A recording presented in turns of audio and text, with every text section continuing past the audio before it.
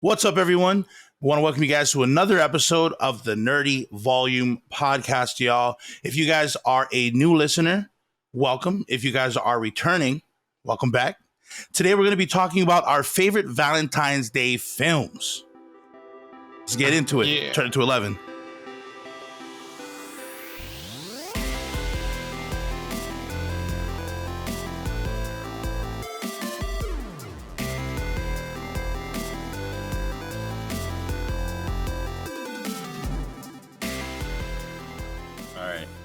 Awesome. So, is Magic Mike considered a Valentine's Day movie then, or no? Not really. I mean, I haven't seen it. I don't know. I want to watch it with my girl. I don't want her to watch it by herself.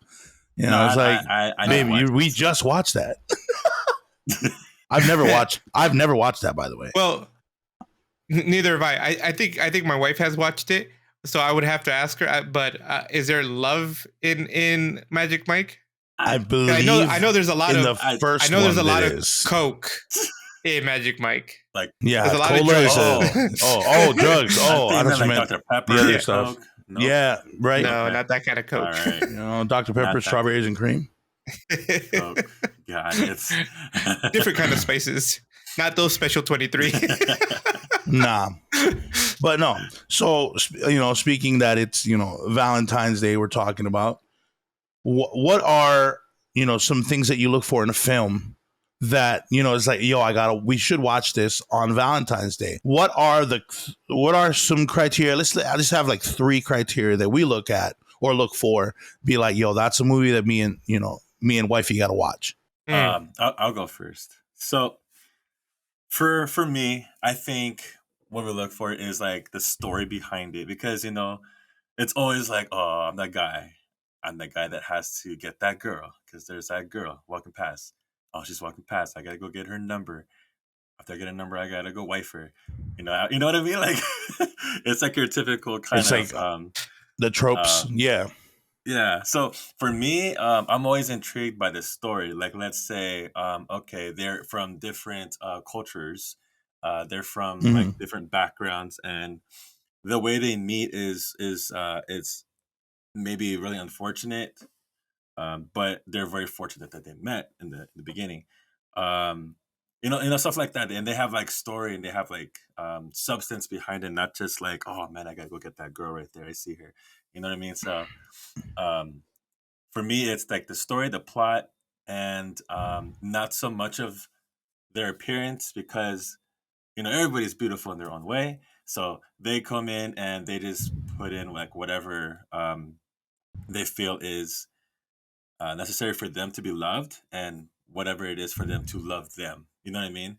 I guess that's how I see it. And I think Paulina would say the same thing, because you need to, with her, it's like you need to be able to love them inside and out, good, bad, and ugly. So that's my little 2 cents in that. So that's one of the that's everything in the trailer that you have to see. Be like, that captures my heart.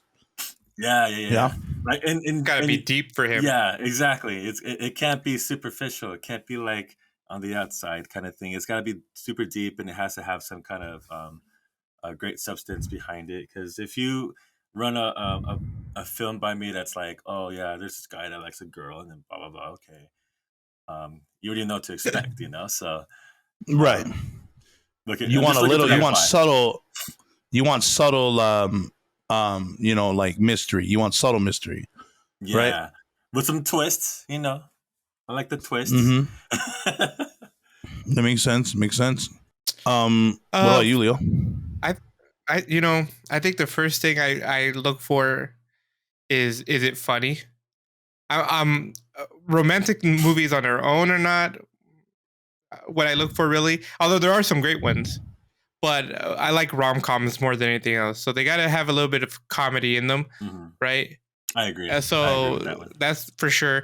And then I would say, maybe because growing up I always felt this way, but I always like the underdog kind of movies, like the person who's in most cases is the guy trying to get the girl, but the guy's just like the girl's just like way out of his league, but it's because he's got some kind of quirky charm to him that he kind of like is able to win them over or whatever.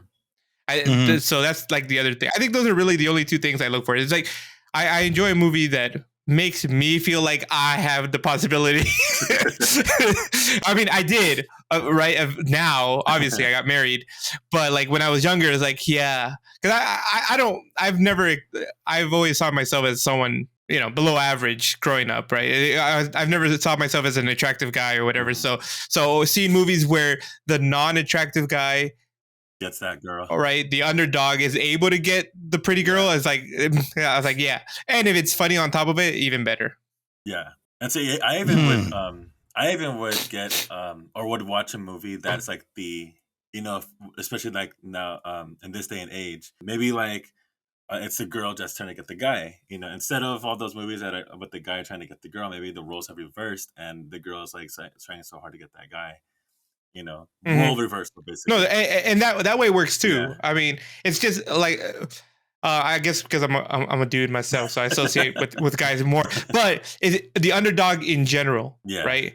That's true. As long as the underdog is the one trying to, that's what kind of like attracts me to that movie, or that I will enjoy it. So, but I do agree. I get what you're saying. What about you, Iz? For me, okay, so you guys both know that I'm pretty heavy into anime and into Korean dramas and webtoons and whatnot, right? For real? So, so a lot of what I watch is, well, actually, I watch everything when it comes to those. There's some things that I kind of steer away from because for some reason, like when it comes to like horror, I can see where it's going. I know what's going to happen, especially if like certain actions are going around. You're just like, yeah, that's going to probably happen again in the future. A lot of foreshadowing they foreshadow a ton in horror films. And so it's a little different when it comes to, the Valentine stuff for me. So everything is just like you, it has to have comedy in it.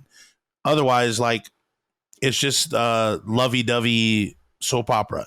It's just like that's mostly what it is. Just flowers and candy and rainbows, unicorns, and all that. That's not what I want to watch because you already, and like the horror films, you already kind of know what's going to happen. So there has to be three things for me, especially in the trailer. Okay, the first thing is they have to already have a lover. Right? Like the one that's not working, The second one is they have to have a threat, but the threat is like, could be either a new threat, like another woman or another dude that has just met this couple. And the last one would have to be what is it? So they have to show why it's more possible that the threat wins the heart than the original lover, or they have to show that the original lover stays there and the new threat doesn't get that love. Does that make sense? Bro, that sounds like a recipe for disaster. A threat? Yeah. And those, but when it comes to like love, you just like, oh, like you want to know what they chose and guarantee there are bittersweet endings and there are happy endings. I personally like happy endings. I don't like bittersweet endings. I don't like star-crossed love at all, actually.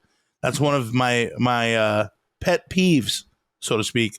When I see it, I'm just like you could tell, like when I watch my Korean dramas, right, there'll be like 16 episodes. Around episode 14, you kind of figure out where everything's going to go by then. It's like you can start filing away certain things. And that's where I'm like, yeah, that's going to happen. I don't like it, but I'm going to finish it because I got 2 more left, So... Yeah. Those are the things that I look for. I was just say you need a lover, already lover, or someone that you're already interested in.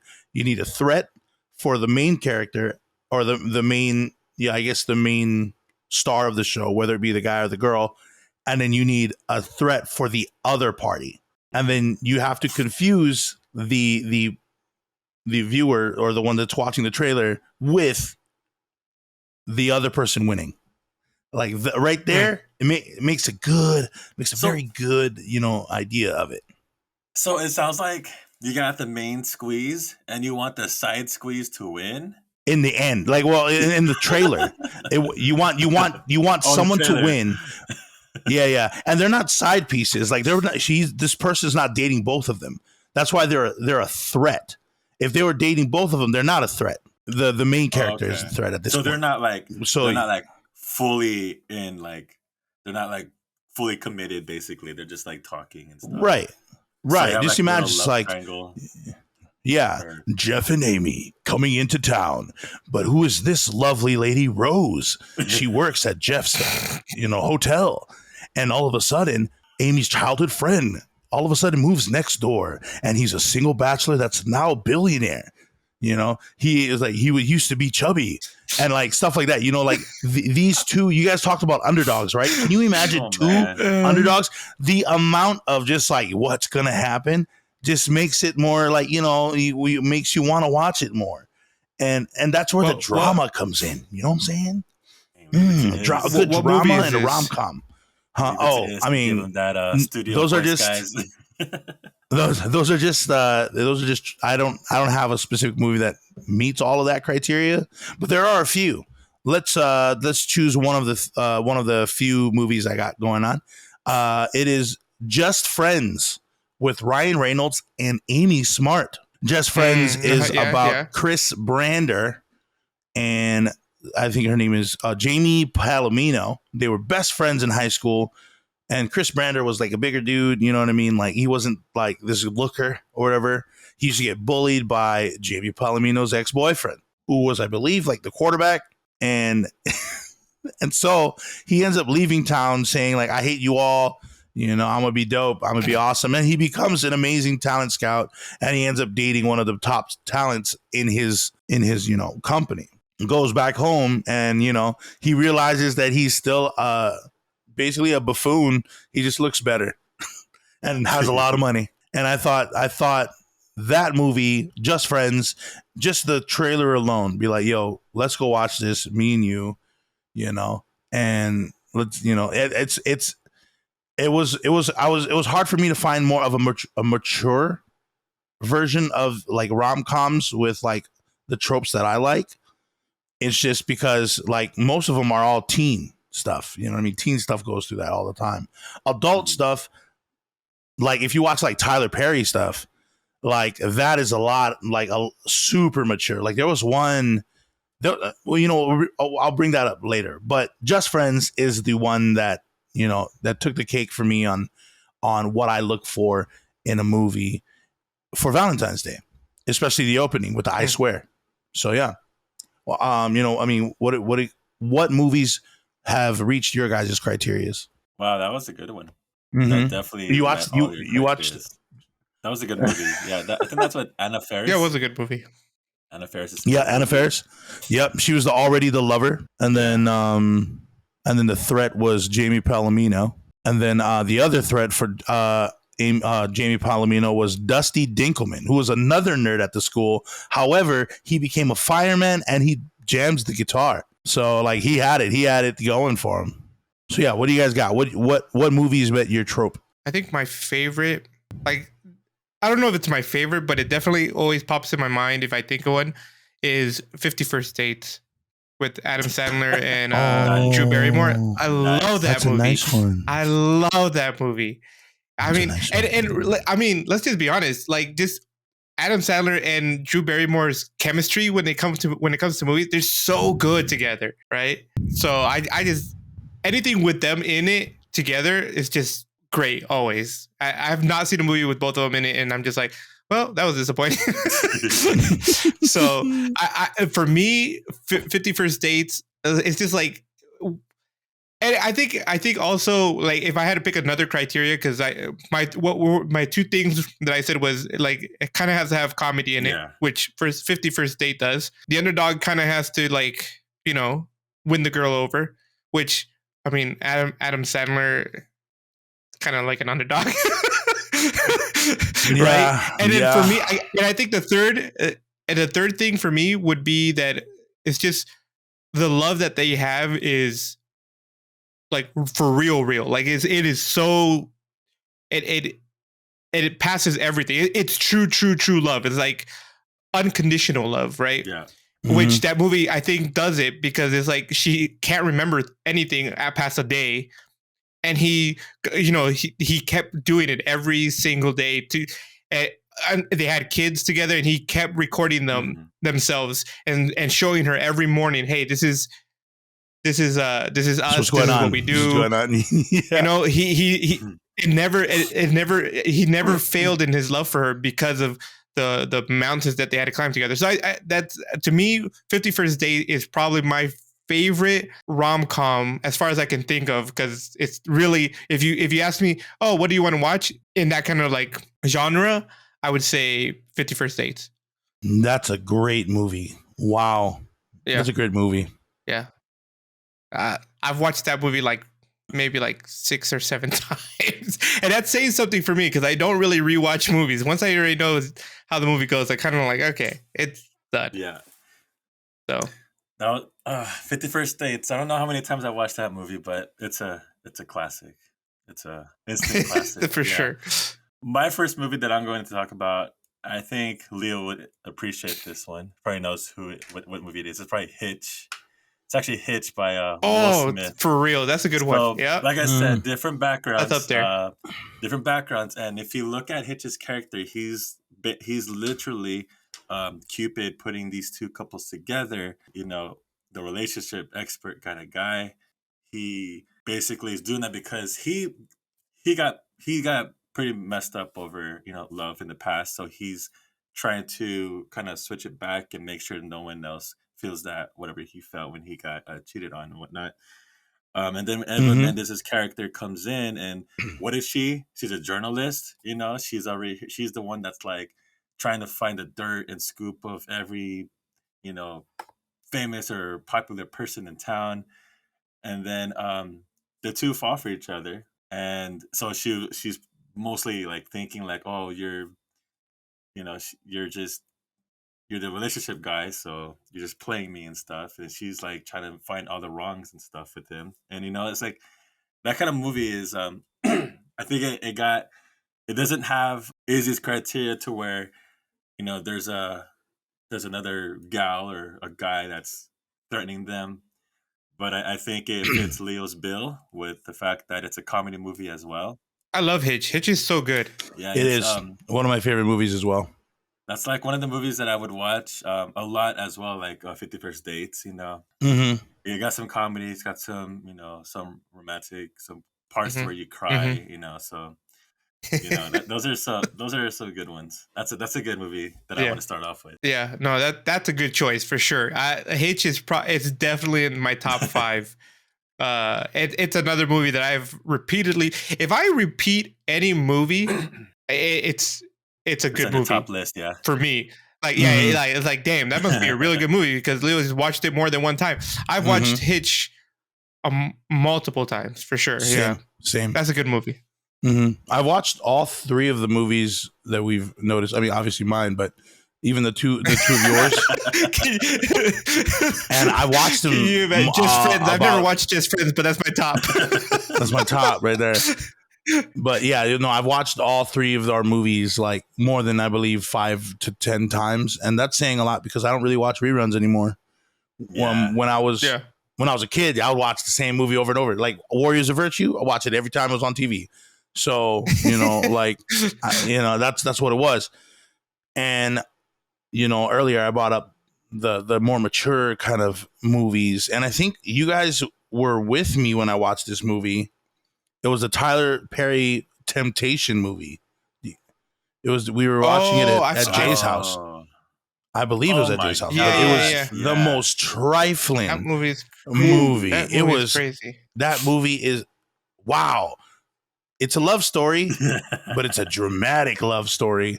I wouldn't necessarily bring my wifey to that for sure. But those are the more. It's the one where the girl ends up getting like she gets like an STD, and her husband, who was a doctor, she cheated on him with some other dude because, I don't know, she was obsessed with him, and yeah, it was all bad. It was just too And real, too real. it was, I was just like, whoa. I'm like, this is intense. So like that's why I put a lot of Tyler Perry movies, especially when it deals with romance. It's definitely up there, but I wouldn't watch it on Valentine's Day. That's stuff you watch like when you sad. You know what I mean? You sad and need like a pick me up. Yeah, You know what I mean? It'll take your mind off of stuff. You know what I mean? It'll take your mind off of things. So yeah. Temptation is one of the most craziest romantic dramas ever. And yeah, but there is romance comedies in Tyler Perry's stuff, even with the drama. I think the first one that came out was the story or the Diary of a Mad Black Woman.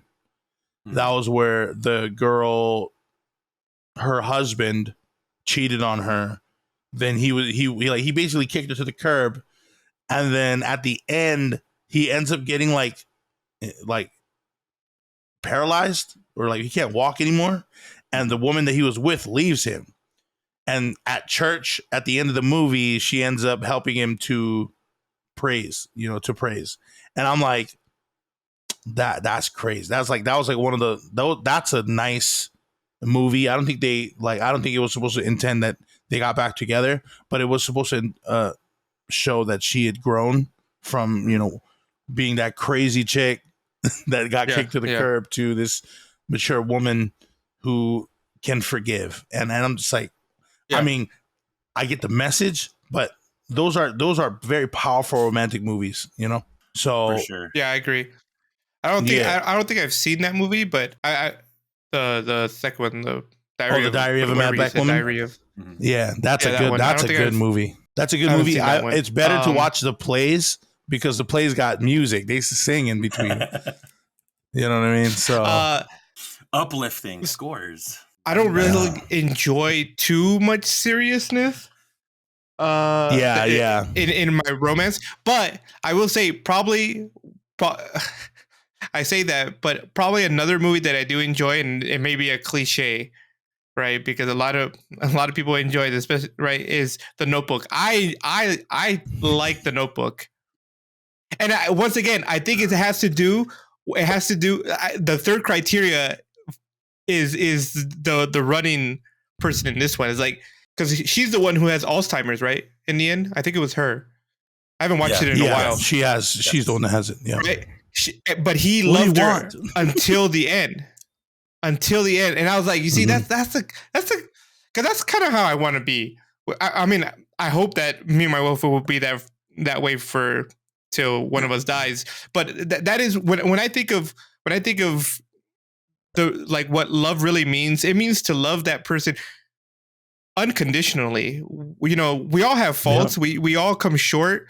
But to love them is to just accept them for all their flaws. Well, to some extent, obviously there are limits to those flaws, right? Someone who's abusive is a whole different matter. We're not, but then we can argue that person doesn't love another person, right?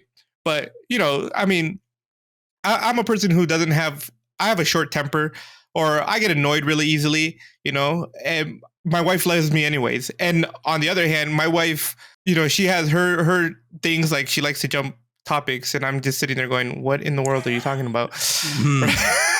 But I love her anyway, so when I watch like The Notebook or 50 First Dates, and they have these like titan issues that they have to overcome, and they overcome them anyways because their love for that person is so great. That's really what gets to me. It's like, that's the kind of love I want to have for my wife, and vice versa, that I want my wife to have for me, is to love each other unconditionally until the day, we unfortunately pass away, because it's going to happen at some point. This part, right? Yeah. I mean, we've lived together for 2 years now, so we haven't killed each other. I think somebody lost that bet already. So yeah, but that's crazy. That was my film that I was going to talk about. So I'm just going to piggyback on what you just said. The Notebook? Yeah, I was going to say that. That's awesome. Okay, I'm glad I'm not the only one, bro. Notebook. It's funny because I wouldn't think that you would watch that, honestly, because what's your criteria? But I mean, Notebook. I mean, come on, it's Notebook, guys. How many times have you seen it, and how many times have you known what's going to happen, and you're still going to cry at the very end? me like 5 times. I don't know. But it, it has criteria that even Izzy has. There's the challenge because Noah goes into World War II, comes back and finds out that Rachel McAdams' character is married. Oh my goodness, challenge right there. So now she got to pick between the two guys, and then obviously we all know who she picks. So that, I mean, it's crazy. And my criteria is the fact that they were both from different walks of life. Like Noah's like he's not like poor, but he's not rich either. He's like he doesn't come from money, right. Whereas he doesn't come from money, right? Whereas I keep forgetting which Allie, is it Allie, right? Her character? I believe so. Yes. Allie is, you know me and names. I know Rachel McAdams, I know. But like Allie just doesn't she I feel like she came from money also because yeah, she did. Her parents like didn't approve of Noah, And so for me when I hated her parents. Same. And so like I was like, oh man, that's a huge challenge right there. And if I watched that in the trailer, I'm like, why are they like, to me, when I think when I first watched it, I felt like, oh, I never read the book. I see the trailer in the movie and I'm like, oh, okay, this is a story about two couples. Not really. It was the same couple. Right. So I thought that was pretty cool. I agree. Like I said, I thought that whole story was just, it was good. It was just great.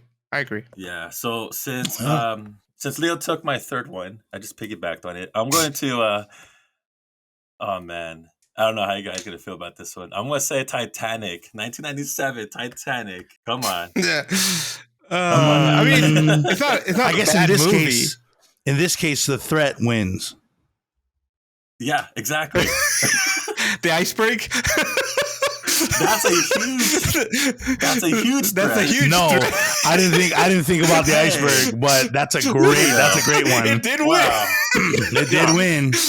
But no, I was talking about Jack. He was the threat. You mean the guy that could have fit in the door? Yeah, that could have fit on the door. We're not gonna argue that point. We all know that you don't have to. Rose could have just moved to the side. He could have just laid on top with her. No. They would have been together. They would have been fine. James Cameron proved it that he could have fit on the door, like literally 2 days ago from recording. Yeah. 2 days ago from recording. Or maybe did he have enough strength to get up there though? Doesn't matter. I mean, you're absolutely right. You're absolutely right. At the end, like, because they were pretty much stuck in like negative below water. And that just proves to you that their love wasn't strong enough because she didn't have the strength to pull him up onto the door.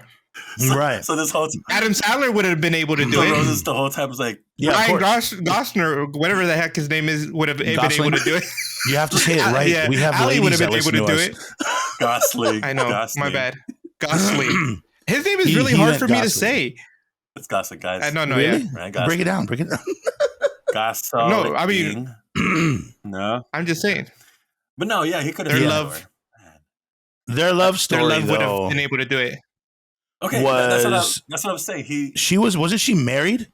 She was engaged, right? She was like to Lex Luthor.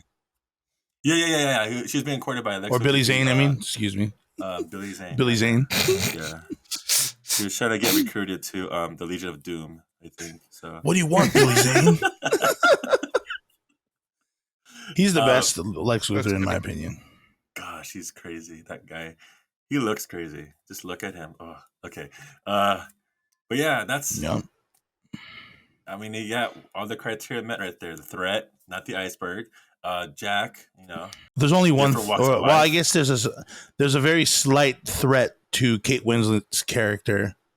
I believe it was like one of the other young ladies in their dinner party. I just don't remember the movie all too much because it used to be 2 VHS long. There was 2 VHS long. Yeah.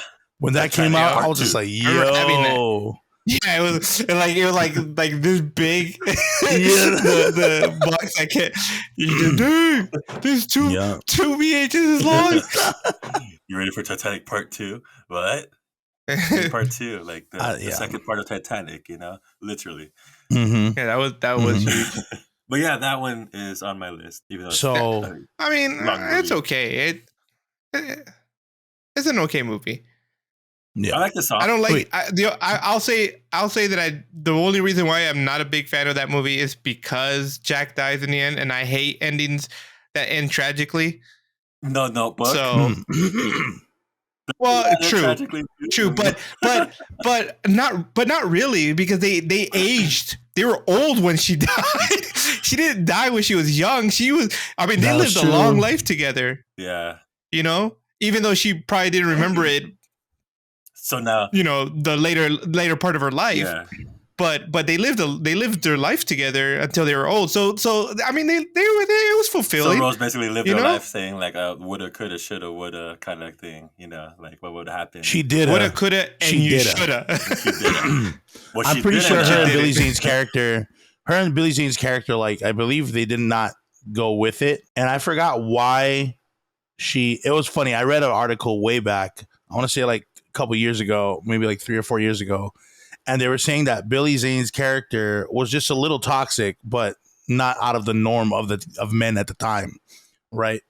So she went with the fling with this guy that was like doing all these things that she's not normal, like she's not, it's not normal to her. So she's all like, "Oh my gosh, this guy's so fun. He's so fun." She became obsessed with him, and because of that, the guy that she was with, who was very wealthy, and he was going to marry this chick, and she was going to be pretty much well off for the rest of her days.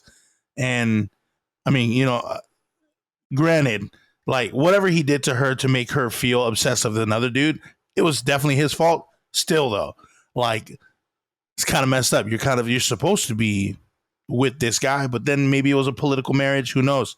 And but when it comes to that kind of stuff in romantic comedies or romance movies, those are always fun to watch because you want to kind of see how the drama unfolds and how little petty and naivety helps move the story along. And you could obviously tell in Titanic, Billy Zane's character was madly jealous at Jack, Leo's character. My character. Leonardo's character. Leonardo. No, I Sorry. figured. I knew you were going to say that. I knew you were going to say that. Jeez. But Yeah. So I guess I have one more. I guess it'd be more of an honorable mention because not necessarily a movie, but it's definitely something I would watch with my lady. And it's actually a Korean drama, of course. Huh? I knew it. Crazy Rich Asians? And No? Okay. well, They were in Korean. They were Chinese. Yeah, they're Chinese or Singapore or Malaysian. I just wanted to throw that I think they were out Malaysian. Yeah. there. Were they Malaysian? Oh, It was just a perfect opportunity to put that in there. So So this show, I didn't know what it was about going into it. It doesn't really meet all my criterias because there's a lot of other criterias, like minor criterias that I look for in romance movies or films in general. So this one is called Goblin, the Lonely and Great God, featuring Gong Yoo. oh, didn't we talk about that one? And Goon, yeah, Kim Goon. So yeah, that is a romantic show that I would watch with Bae all day. 16 episodes, and I would wait for her to be ready to watch the next show or the next episode. You know what I mean? Like if it's coming out, Yeah. periodically, like weekly, I would wait for her. That's how good this show is, in my opinion. Wow. And some minor tropes that I do like in romance shows or films is when side characters get some love too. Like a lot of side characters have to do a bunch of work to try to get the main characters to know, you guys are in love. But it's always good to have that side love between, like in Goblin, there was Lee Dong Wook and Yoo Ina's characters, and they were two different people, but for some reason they were drawn to each other and they didn't know why.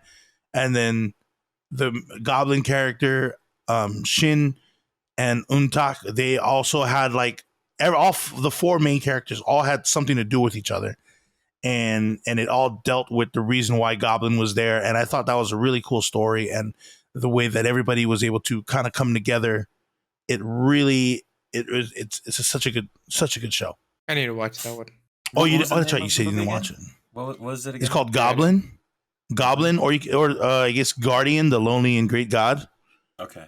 Yeah, I believe it's on Netflix or it's on Viki or on Amazon Prime. Okay. Yeah, so Amazon. That's gotta check that out. Yeah. a lot of tears. If you get overwhelmed over sincerity, you know, couple honorary mentions of She's All That and 10 Things I Hate About You. Those two are 10 Things I Hate older About You. films. Good movies. Yes. Good movies. Good movies. You know, they meet Zookeeper. some of the tropes. Ooh, I like Zookeeper.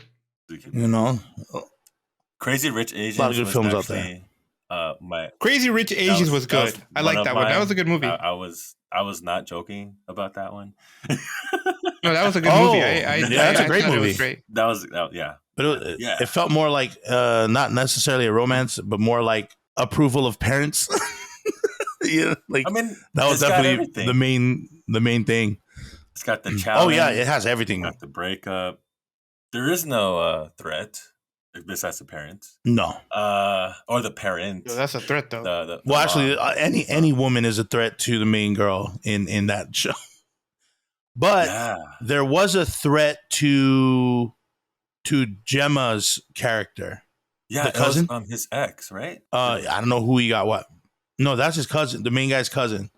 His cousin. She had a husband that cheated on her. Do you remember? Oh, Gemma. yeah, Gemma's character. that's true. Yeah. Because Gemma's character and Constance's character, the main girl, they were tight, but you know they were just a side romance thing, and that was actually my favorite romance of the. I believe there was 3 romances in there.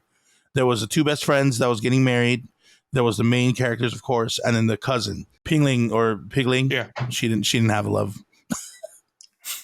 Nah, Aquafina's character. Her love was comedy. That's her love. Yeah, She did a good job. yeah, for sure. Well, you know what? That wraps up this episode. Don't forget to follow us on IG, Twitter, Facebook, TikTok, and Anchor FM. You can listen to us every Friday on Overcast, Podcast, Radio Public, Google Podcast, Apple Podcast, Amazon Music, iHeartRadio, and Stitcher. Subscribe to the YouTube channel to check out our videos, and don't forget to leave a comment. We'll see you guys next time. Later, guys.